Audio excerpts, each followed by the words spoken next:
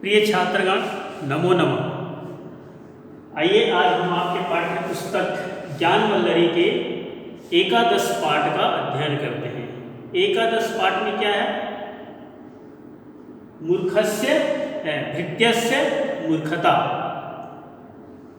भृत्यस्य मूर्खता अर्थात नौकर की मूर्खता। भृत्यस्य का अर्थ होता है नौकर का, यानी कि सर्वेंट। मूर्खता नौकर की मूर्खता अर्थात इस पाठ में एक नौकर अपने स्वामी का काम करते रहता है, अपने मालिक का काम करते रहता है, लेकिन मालिक जैसा आदेश देता था वैसा ही वह करता था। अपने बुद्धि का प्रयोग कभी भी नहीं करता था। आइए पाठ को हिंदी अनुवाद समझते हैं। एकादशा पाठ अर्थात 11 पाठ, 11 चैप्टर 11 भृत्यस्य मूर्खता, नौकर की मूर्खता। एकस्मिन् नगरे एकः धनिकः वसति स्म। एकस्मिन् नगरे एकः धनिकः वसति स्म। एकस्मिन् यानी कि एक में, नगरे यानी कि नगर में, एक नगर में एकः धनिकः वसति स्म। एकः धनिकः अर्थात एक सेठ। धनिका का अर्थ होता है जिसके पास धन हो, अर्थात सेठ, पैसा होगा। वसति स्म, वसति स्म यानी कि रहता था। एक नगर में एक सेठ रहता था। तस्य एकः भृत्यः आसीत्। तस्य यानी कि उसका, एकः अर्थात एक, भृत्यः यानी कि नौकर, आसीत् यानी कि था, उसका एक नौकर था। सः आज्ञाकारी तु आसीत्। वह आज्ञाकारी तो आसीत् यानी कि था, वह आज्ञाकारी था, यानी कि सेठ के हर आदेश का पालन करता था, हर आज्ञा का पालन करता था। परम मूर्खः अपि आसीत्। परंतु वह मूर्ख भी था। मूर्खः अपि यानी कि मूर्ख भी, आसीत् यानी कि था, परंतु वह मूर्ख भी था। तस्य स्वामी धनिकः, उसका स्वामी सेठ, धनिका यानी कि सेठ, तम यथा आदिशति स्म सः तथैव करोति स्म। तस्य स्वामी, उसका स्वामी, तम यथा आदिशत, तम यानी कि उसको, यथा यानी कि जैसे, आदिशति यानी कि आदेश देता है, स्म यहाँ पर आदिशति स्म लग जाने पर इसका अर्थ हो जाता है लंग लकार में, अर्थात भूतकाल में। तो आदिशति स्म अर्थात आदेश देता था। सह तथैव करोति स्म, सह यानी कि वह, तथैव यानी कि उसी तरह से, करोति स्म यानी कि करता था। यहाँ पे देखिए करोति स्म, करोति स्म, करोति का अर्थ होता है करता है। स्म जहाँ पर वर्तमान काल के किसी क्रिया शब्द के बाद स्म लग जाता है तो उस वर्तमान काल के क्रिया शब्द का अर्थ भूतकाल में परिवर्तन हो जाता है, अर्थात करोति स्म का अर्थ हो जाता है करता था। यानी कि वह जो नौकर था, स्वामी जैसा उसको आदेश देता था, जैसा आज्ञा देता था, वह वैसा ही करता था, अपने बुद्धि का प्रयोग नहीं करता था।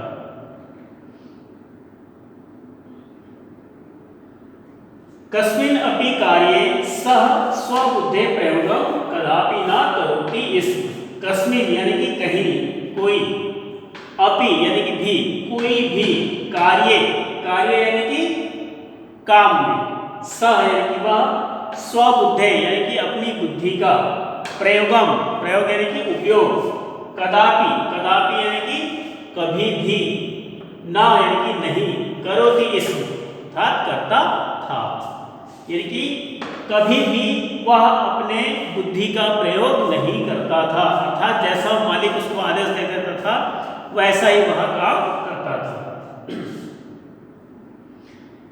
एकदा धनिकः तं लवणम् आनेतुम् अवदत्। एकदा धनिकः तं लवणम् आनेतुम् अवदत्। एकदा यानी कि एक बार, धनिकः अर्थात सेठ, तम यानी कि उसको, लवणम, लवणम का अर्थ होता है नमक, आनेतुम, आनेतुम यानी कि लाने के लिए, अवदत् यानी कि कहा। एक बार सेठ ने उसको नमक लाने के लिए कहा। भृत्यः आपणात् लवणम जीर्णवस्त्रे बद्ध्वा आनयत्। सेठ जी ने उस नौकर को नमक लाने के लिए कहा, तो नौकर ने क्या किया? भृत्या आपणात् लवणम जीर्णवस्त्रे बद्ध्वा आनयत्। भृत्या की नौकर, आपणात् यानी कि बाजार से या दुकान से। आपणात् का अर्थ होता है बाजार से या दुकान से। लवणम यानी कि नमक, जीर्ण वस्त्रे, जीर्ण वस्त्र यानी कि फटा हुआ कपड़ा, बद्ध्वा, बद्ध्वा यानी कि बांधकर, आनयत्, आनयत् यानी कि लाया। नौकर बाजार से या दुकान से नमक को फटे हुए कपड़ा में बांध करके लाया, यानी कि कपड़ा फटा हुआ था, उसी में बांध करके नमक को लाया। मार्गे जीर्ण वस्त्रात् सर्वं लवणं भूमौ अपतत्। मार्गे यानी कि मार्ग में, जीर्ण वस्त्रात्, जीर्ण वस्त्रात् यानी कि फटे हुए कपड़े से, सर्वम यानी कि सभी, लवणम यानी कि नमक, भूमौ यानी कि जमीन पर, अपतत् यानी कि गिर गया। अर्थात मार्ग में फटे हुए कपड़े से सभी नमक जमीन पर गिर गया, क्योंकि फटा हुआ कपड़ा में नमक बांध लिया था, तो नमक क्या है धीरे धीरे करके उस फटे हुए भाग से निकल गया। ततः क्रोधेन धनिकः अवदत्। ततः क्रोधेन, तब, क्रोधेन यानी कि क्रोध से, धनिकः यानी कि सेठ, अवदत् यानी कि कहा। वह क्रोध से धनिक, वह जो सेठ है उसे क्रोध से कहा, यानी कि नौकर को सेठ जी ने गुस्से से कहा, रे मूर्ख, अरे मूर्ख, किम कह अपि लवणम अपि जीर्ण वस्त्रे आनयति। किम यानी कि क्या, कह यानी कि कोई, अपि यानी कि भी, लवणम यानी कि नमक, अपि यानी कि भी, जीर्ण वस्त्रे यानी कि फटे हुए कपड़े, आनयति, आनयति का अर्थ होता है लाता है। इसका अर्थ है क्या कोई भी नमक को फटे हुए कपड़े में लाता है। अर्थात सेठ जी नौकर को गुस्सा करके कहता है कि अरे मूर्ख, क्या फटे हुए कपड़े में नमक को लाता है। भविष्य वस्तुनि मंजुषायाम एव आनय। भविष्य यानी कि आने वाले समय में, भविष्य में, फ्यूचर में, वस्तुनि, वस्तुनि यानी कि वस्तुओं को, मंजुषायाम, मंजुषायाम यानी कि डिब्बा में, मंजुषा का अर्थ होता है डिब्बा में, एव, एव का अर्थ होता है ही, आना यानी कि लाओ, लाना। अर्थात भविष्य में कोई भी वस्तु को डब्बा में लेकर के आना। मतलब सेठ जी का कहना था कि यदि तुम अगली बार नमक लेने जाओगे तो उसे डब्बा में बंद करके लाना। अत्रांतरे धनिकस्य पुत्रः बिडाल सावकम् आनय इति भृत्यम् आदिशत्। अत्रांतरे, अत्रांतरे यानी कि इसी समय, कुछ समय बीत जाने के बाद, धनिकस्य अर्थात सेठ का, पुत्र यानी कि बेटा, बिडाल सावकम, बिडाल यानी कि बिल्ली, सावकम यानी कि बच्चा, अर्थात बिल्ली का बच्चा, आनय, आनय यानी कि लाने, लाना है, इति भृत्यम आदिशत्, ऐसा भृत्य यानी कि नौकर को, आदिशत् यानी कि आदेश दिया। अर्थात इसी बीच धनिक के सेठ जी के पुत्र ने मूर्ख नौकर को बिल्ली का बच्चा लाने के लिए आदेश दिया।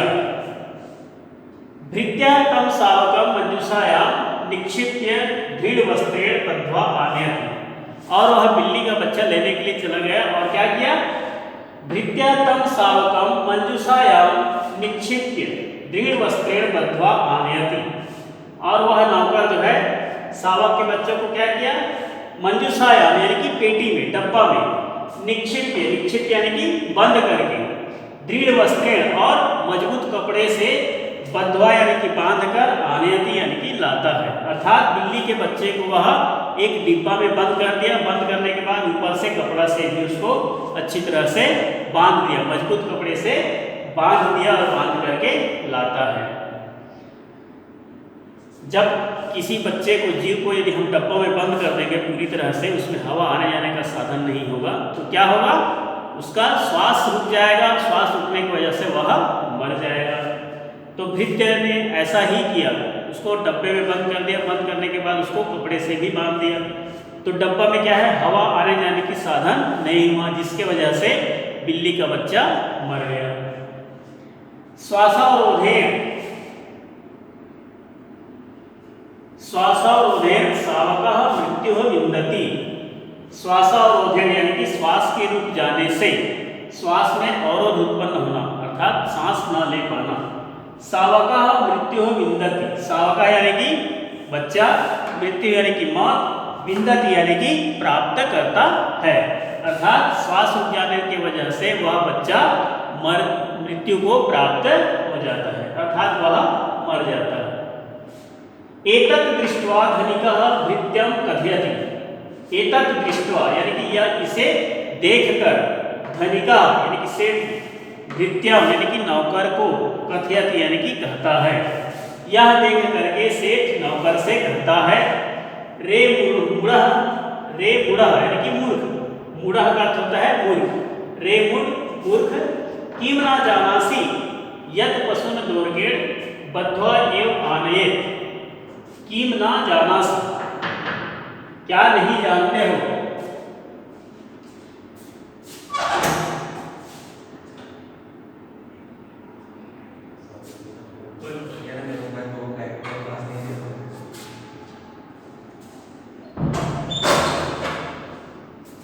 एतत् दृष्ट्वा धनिकः भृत्यं कथयति। यह देख करके सेठ ने नौकर से कहा, रे मूढ़ः, रे मूर्ख, किम न जानासि यत् पशून् दोर्गेण बद्ध्वा एव आनयेत्।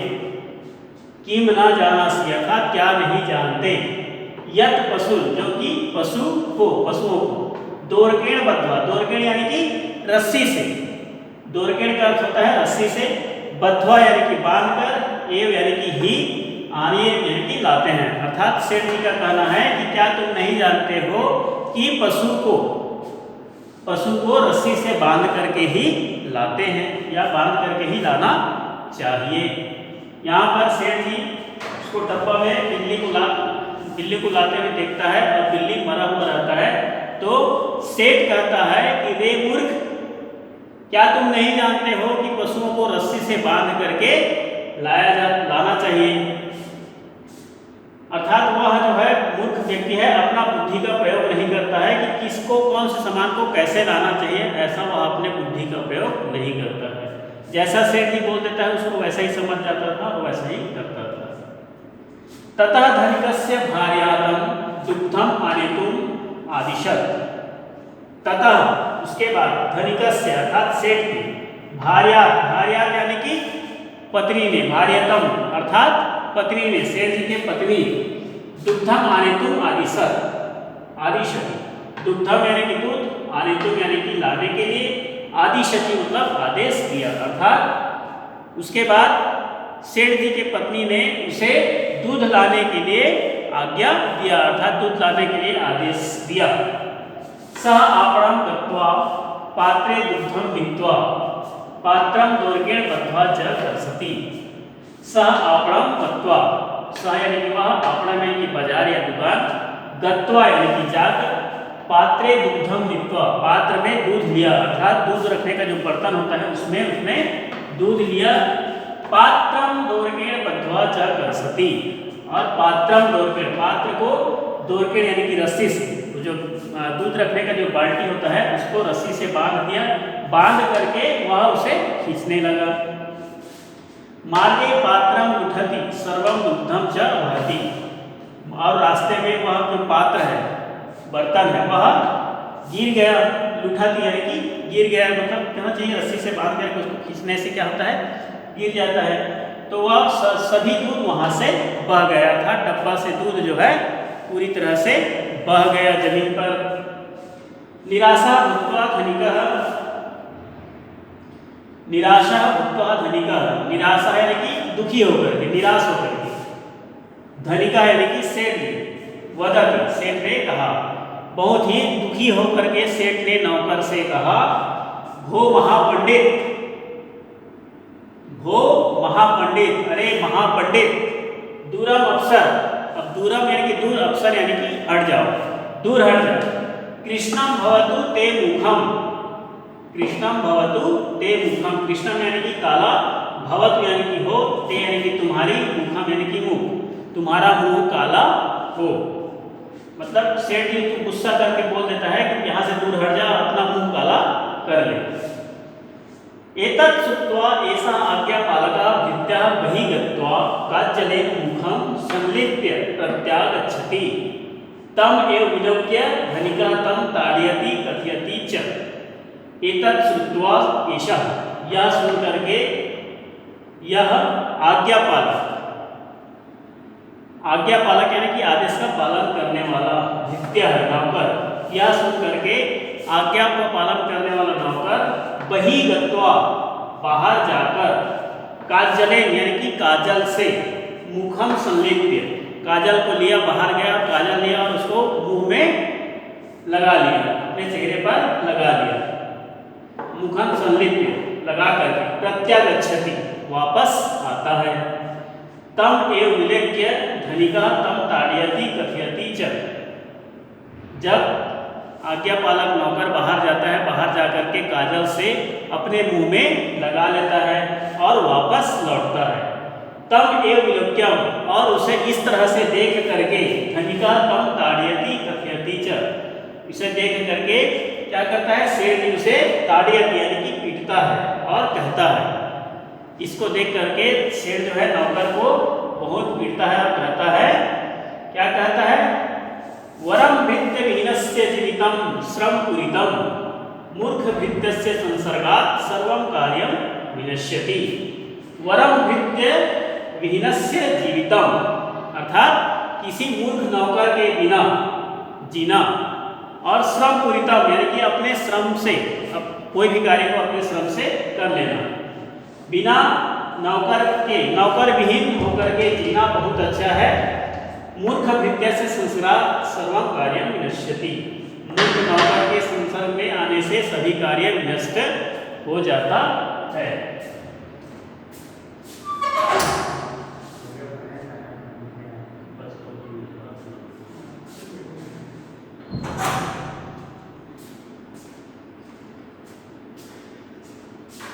इस तरह से आप लोगों का पाठ,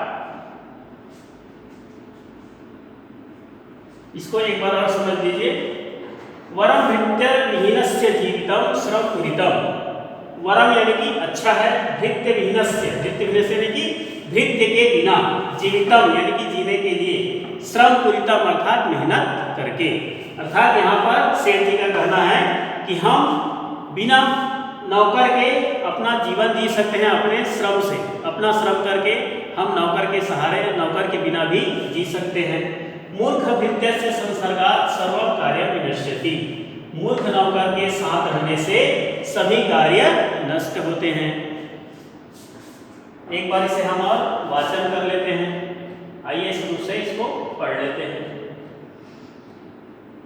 एकादशः पाठः भृत्यस्य मूर्खता। एकस्मिन् नगरे एकः धनिकः वसति स्म। तस्य एकः भृत्यः आसीत्। सः आज्ञाकारी तु आसीत्, परं मूर्खः अपि आसीत्। तस्य स्वामी धनिकः तं यथा आदिशत् स्म सः तथैव करोति स्म। कस्मिन् अपि कार्ये सः स्वबुद्धेः प्रयोगं कदापि न करोति स्म। एकदा धनिकः तं लवणम् आनेतुम् अवदत्। भृत्यः आपणात् लवणं जीर्णवस्त्रे बद्ध्वा आनयत्। मार्गे जीर्णवस्त्रात् सर्वं लवणं भूमौ अपतत्।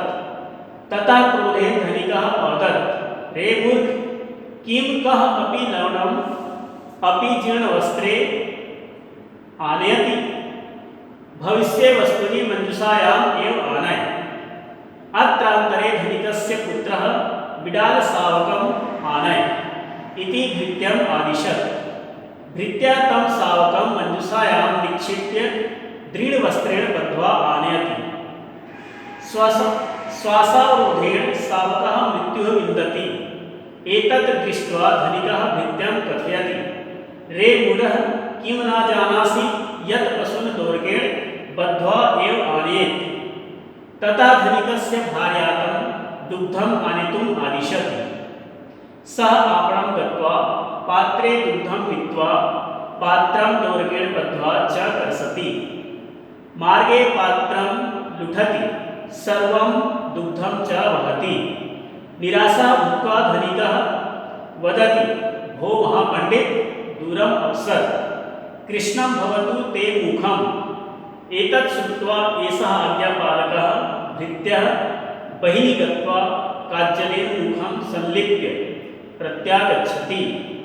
तम् एव विलक्ष्य धनिकः तं ताडयति कथयति च वरं भृत्यविहीनस्य जीवितं श्रमपूरितं।